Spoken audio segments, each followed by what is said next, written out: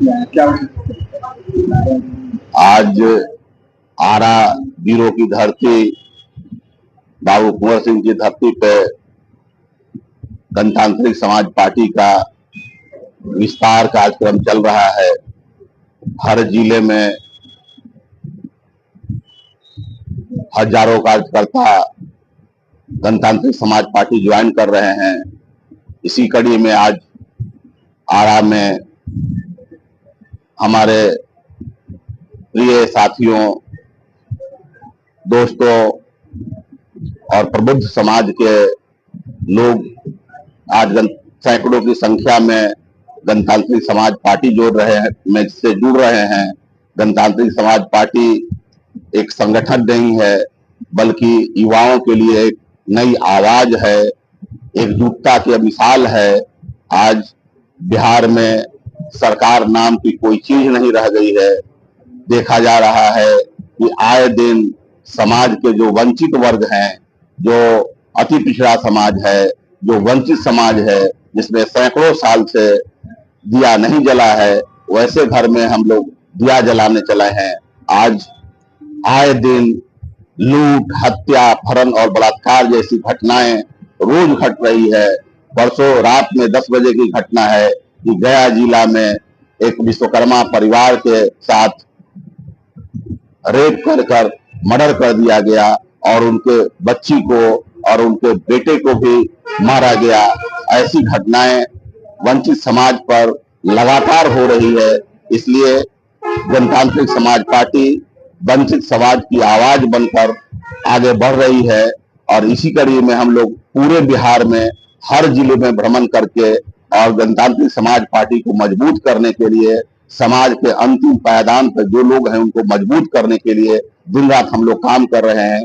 क्योंकि ये निकम्मी सरकार, डबल इंजन की सरकार कोई काम नहीं कर रही है। बिहार की पुलिस निकम्मी हो गई है।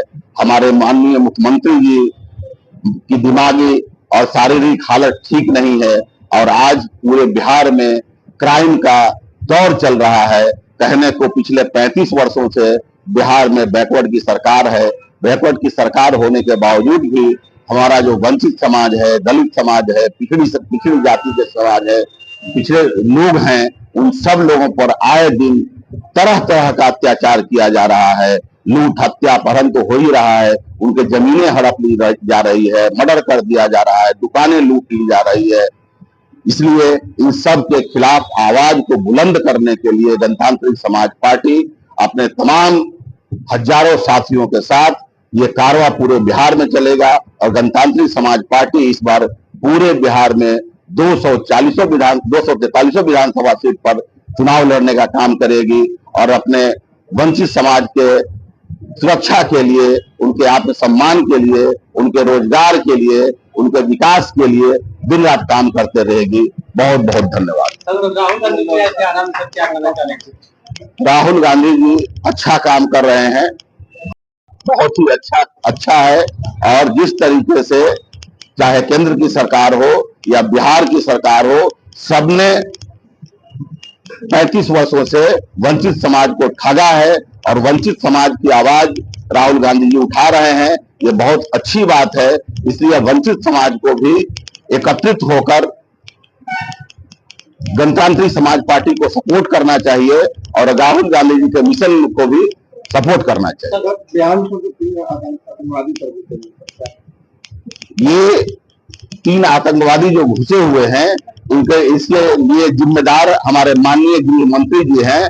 हमारे गृह मंत्री जो होते हुए भी बिहार में आतंकवादी घुस जा रहा है, तो ये काम तो देखने का गृह मंत्री का काम है और गृह मंत्री जी चाहें तो बिहार में देश में एक पत्ता नहीं खड़ा सकता है, लेकिन उसके बावजूद भी बिहार में आए दिन लूट, हत्या, अपहरण, बलात्कार हो रही है। इसलिए कहा जा सकता है कि चाहे केंद्र की सरकार हो या बिहार की सरकार हो, ये जनता को सुरक्षा देने में और देश को आगे बढ़ाने में सक्षम नहीं है। ये लोग बेकार सरकार है। इनको जितना जल्दी हो सके बिहार की जनता को उखाड़ फेंकना चाहिए। राहुल गांधी तो कल आराम में आए हुए थे, लेकिन भाजपा के लोग ने काले झंडे दिखा के इनको विरोध किया। क्या माना जाए, लोकतंत्र में अधिकार नहीं ढूंढने का?